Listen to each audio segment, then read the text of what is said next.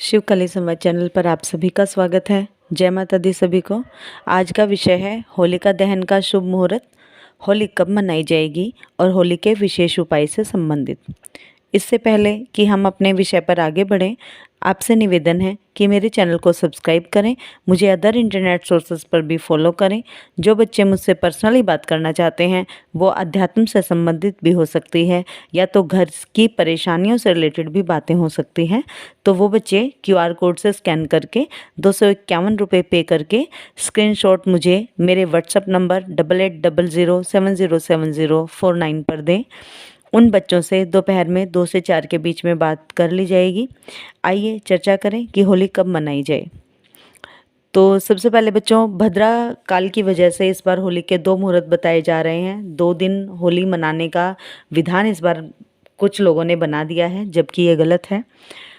भद्रा काल का प्रारंभ जो है वो 6 मार्च सोमवार शाम को 4:48 से आरंभ होकर 7 मार्च मंगलवार सुबह 5:40 तक रहेगा। और पूर्णिमा तिथि जो प्रारंभ होगी वो है 6 मार्च सोमवार 4:18 से शाम को 4:18 6 मार्च को पूर्णिमा तिथि जो है वो आरंभ होगी। और मंगलवार 7 मार्च को शाम 6:10 पर पूर्णिमा तिथि का समापन होगा। तो हमारे हिंदू शास्त्रों के अनुसार उदया तिथि में ही त्योहार जो हैं वो मनाए जाते हैं। कोई भी तिथि मान्य है, उदया तिथि में ही मानी जाती है, अन्यथा तिथि का क्षय माना जाता है। जिस तिथि को एक दिन का सूर्योदय प्राप्त नहीं होता है उस तिथि का क्षय माना जाता है। तो पूर्णिमा तिथि जो है वो पूरा दिन की 7 मार्च मंगलवार को होगी। भद्रा भी समाप्त हो जाएगी 7 मार्च मंगलवार को सुबह 5:40 पे भद्रा भी समाप्त हो जाएगी। इस कारण से होली का त्यौहार, होलिका दहन का उत्सव जो है वो मंगलवार को मनाया जाएगा। होलिका दहन का शुभ मुहूर्त जो है वो 7 मार्च मंगलवार को शाम 6:29 से आरंभ होकर 8:52 तक रहेगा। तो ये हो गई है होलिका दहन से संबंधित बातें। अब हम बात करते हैं होलिका दहन के दिन कुछ विशेष उपाय जो करने योग्य हैं, जो करने चाहिए हमें। जिस भी परेशानी में हम उलझे हुए हैं उन परेशानियों को दूर करने के लिए कुछ विशेष उपाय विशेष समय विशेष काल में किए जाते हैं, तो उन परेशानियों से छुटकारा हमें शक्तियों की कृपा से प्राप्त होता है। उसी से संबंधित मैं कुछ उपाय आज आप सभी से शेयर करूंगी। सबसे पहला उपाय तो सुनिए बच्चों, शादी में अड़चन जिन बच्चों को आ रही है, जिन बच्चों की शादी नहीं हो रही है, रुकावटें जिनकी शादी में आ रही हैं, वो बच्चे एक पान के पत्ते पर साबुत सुपारी रखें, एक हल्दी की गांठ रखें और अपने घर के पास के किसी शिवालय में लेकर जाएं। उस हल्दी की गांठ, सुपारी और पान के पत्ते को अपनी मनोकामना बोलते हुए, यानी कि शादी जल्दी कराने की प्रार्थना करनी है हमें बाबा भोलेनाथ से। और यह पान का पत्ता, हल्दी की गांठ और सुपारी शिवलिंग पर चढ़ाकर घर वापस आ जाना है। पीछे मुड़कर हमें नहीं देखना है। बस ये छोटा सा उपाय करते ही आप देखेंगे कि बाबा भोलेनाथ की कृपा से, माँ जगदम्बा पार्वती की कृपा से आपके मार्ग की अड़चनें दूर होंगी और आपका कार्य सिद्ध होगा। विश्वास बनाकर रखना है केवल। अगला जो उपाय है वह है घर की सुख शांति के लिए। होलिका दहन के समय कुछ जौ लें, जो गेहूं से निकलते हैं, वही जौ पंसारी की दुकान से ले आएं। सूखा आटा लें, थोड़ा सा सूखा आटा लें, थोड़े से जौ ले लें। पूरे घर से और सभी सदस्यों से उतारना है हमें इन जौ और सूखे आटे को। किसी प्लेन पेपर पे रखने के बाद एक प्लेन पेपर पर कुछ जौ और कुछ सूखा आटा रख लें और उसे पूरे घर के सदस्यों से घुमा लें, उतार लें और पूरे घर से भी उतार लें। और होलिका दहन के समय यह होलिका की अग्नि में डालकर आना है और अपने घर की सुख शांति की कामना व कलह कलेश से छुटकारा दिलाने की प्रार्थना होलिका माता से करनी है। ऐसा जब आप करेंगे तो निश्चित ही आप देखेंगे कि आपके घर में सुख शांति का माहौल धीरे धीरे बनने लगा है। अगला उपाय है नौकरी में बाधा या काम धंधा जिस भी बच्चे का नहीं चल रहा है उसके लिए।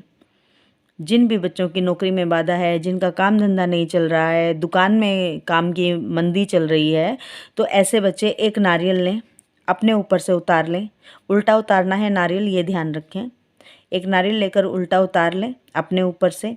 जिन बच्चों का ऑनलाइन कुछ काम है या नौकरी में बाधा है, वो बच्चे अपने ऊपर से उल्टा उतार लें। जिन बच्चों की दुकानें नहीं चल रही हैं, व्यवसाय मंदा चल रहा है, वो बच्चे अपने व्यवसाय के प्लेस से, अपनी दुकान से उस नारियल को घुमा लें।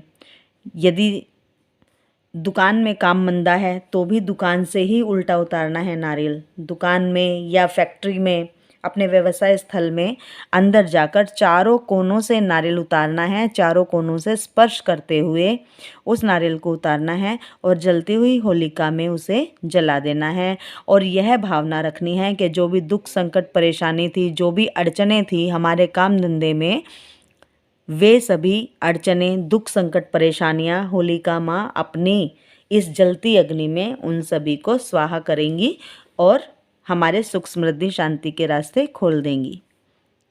अब अगला उपाय है, यदि घर का कोई सदस्य बीमार है, जिसको दवा नहीं लग पा रही है, बीमारी बढ़ती ही जा रही है, ऐसे लोगों के लिए, यदि कोई मरीज है घर में जिसे दवा नहीं लग रही है, तो लंबे समय से बीमार है वह व्यक्ति, तो होली की राख लेकर आएं।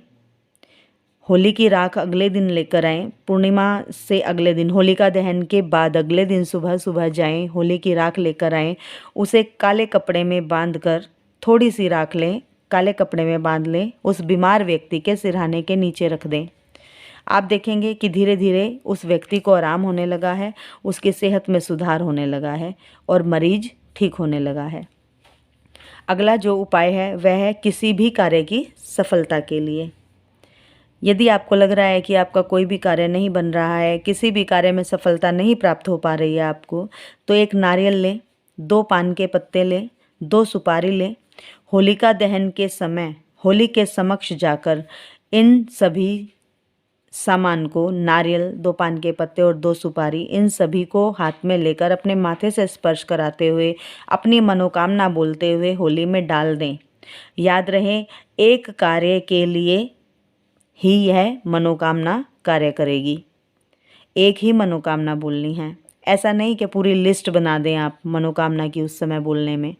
एक ही मनोकामना अपने मन में रखते हुए, इस सभी सामान को माथे से स्पर्श करते हुए होलिका माता की अग्नि में उस नारियल, सुपारी और पान के पत्तों को डाल देना है। होलिका माता आपके मार्ग में आने वाली परेशानियों को अपनी लपटों में जलाकर भस्म कर देंगी और आपके तरक्की उन्नति के सभी मार्ग खोल देंगी। अगला जो उपाय है, जिन व्यक्तियों को लगता है कि घर में बरकत नहीं है, खामखा के पैसे खर्च होते रहते हैं, वो लोग होलिका दहन के अगले दिन सुबह सुबह होलिका दहन के स्थान पर जाएं, प्रणाम करें, उस स्थान को प्रणाम करें और थोड़ी सी होली की राख ले आएं। घर आकर उस राख को लाल रुमाल में बांधकर जहां आप पैसे रखते हैं वहां रखें। आप देखेंगे कि ये कार्य करते ही धीरे धीरे आपके घर के जो खामखा के खर्चे होते थे वो रुकने लगे हैं और पैसा भी अब रुक रहा है आपका, आपके पर्स में, आपके घर में। तो ये थे कुछ छोटे छोटे उपाय जो मैंने होलिका दहन के विशेष बताए हैं। अभी भी बहुत से उपाय हैं जो रहते हैं, जो मुझे आप सभी से डिस्कस करने हैं, चर्चा करनी है, आपको मार्ग बताना है, महामाई से संबंधित विशेष उपाय कुछ मुझे और भी बताने हैं आपको। तो इनके अलावा भी बहुत से उपाय हैं होली से संबंधित, वो मैं एक दूसरी वीडियो तैयार करूँगी आप सभी के लिए। और आज शाम तक कोशिश है मेरी कि आज शाम तक आपको वो दूसरी वीडियो भी मिल जाए। तो बने रहें मेरे साथ आपके अपने चैनल पर। वीडियो को लाइक अवश्य करें, कमेंट्स अवश्य करें। मिलते हैं अपनी अगली वीडियो में कुछ नए विशेष होली के उपायों से संबंधित वीडियो में। जय माता दी सभी को। जय शिव शक्ति, जय महाकाल, जय महाकाल।